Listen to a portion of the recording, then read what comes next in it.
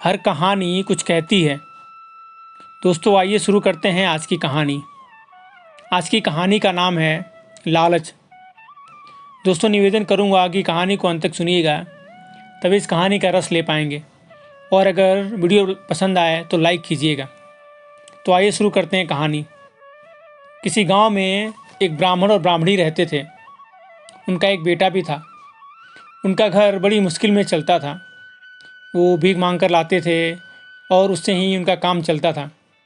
पर कई दिन तक तो उनको कुछ भी नहीं मिलता था, बिना खाए भी रहना पड़ता था। ब्राह्मणी बहुत ही लालची थी और दुष्ट थी। वो ब्राह्मण को रोज़ बोलती रहती थी कि गांव जाओ और भीख मांग कर लाओ, पर वो कैसे भी टाल मटोल करता था और घर में ही राम का भजन करते करते बिताता था। पर एक दिन वो नहीं मानी और जिद करने लगी। तो ब्राह्मण ने कहा, ठीक है, मैं कल जाऊंगा दूसरे गांव और कुछ मांग के लाऊंगा। फिर सुबह हुआ। ब्राह्मण नहा धोकर अपना पोथी पत्रा लेकर दूसरे गांव की तरफ निकल पड़ा। दूसरे गांव जाते जाते रास्ते में एक जंगल पड़ा। वो जंगल में बहुत अंदर तक चला गया और घना जंगल था। जाते जाते उसको रात हो गई। फिर वो एक पीपल के पेड़ के नीचे बैठकर राम नाम जपने लगा और वहीं सो गया। सुबह उठा, फिर पास की नदी में नहाया और फिर पोथी पत्रा लेकर गांव की तरफ निकल पड़ा। वहां जाकर उसने गांव वालों को कथा सुनानी चाहिए, पर कोई भी कथा सुनने को तैयार नहीं था, ना ही कोई भीख देने को तैयार था। वो थक हार कर फिर दोबारा उसी पीपल के पेड़ के नीचे आकर बैठ गया और राम नाम जपने लगा। उसने सोचा कि मेरी कथा तो कोई सुन नहीं रहा है, तो मैं इस पीपल के पेड़ को ही अपनी कथा सुना देता हूँ। और पोथी निकाल कर कथा सुनाने लगा।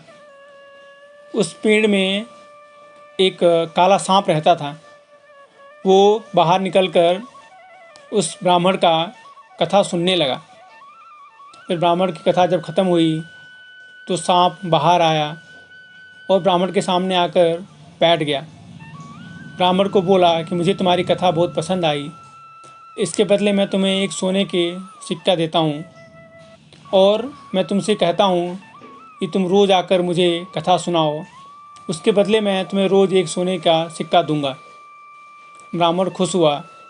उसने बोला, लेकिन ये बात तुम किसी को कभी भी मत बताना, चाहे कुछ भी हो जाए, कि ये मत बताना कि तुम एक नाग को कथा सुनाते हो।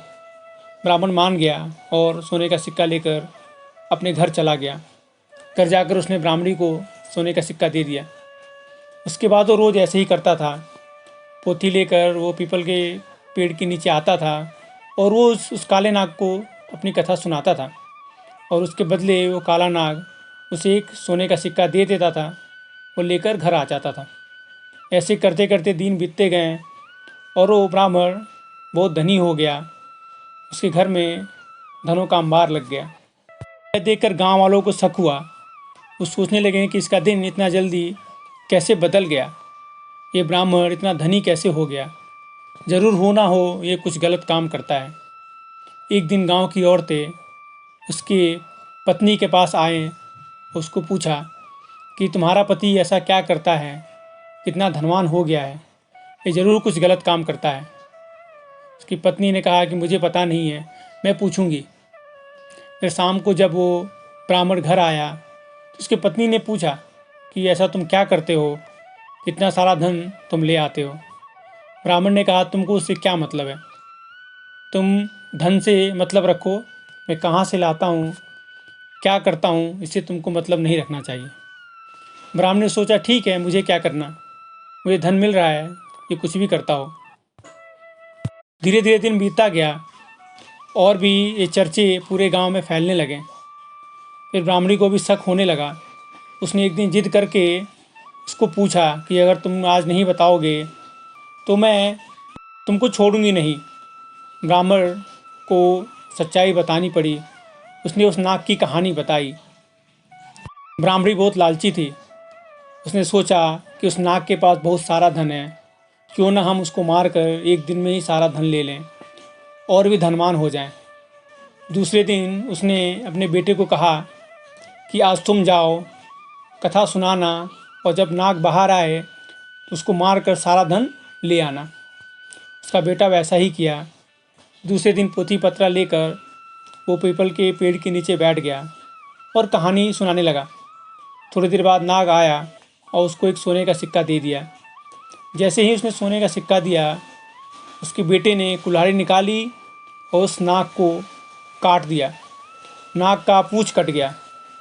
वो गुस्से में आया, पूँछ कट गया था पर उसने मुंह से उसके पैर में डस लिया और ब्राह्मण का बेटा वहीं तुरंत मर गया। ब्राह्मण जब उठा तो उसको अपना पोथी पत्रा दिखाई नहीं दिया। वो समझ गया कि हो ना हो उसकी पत्नी ने कुछ तो गड़बड़ कर दिया है। वो भागता हुआ उस पीपल के पेड़ के नीचे पहुंचा।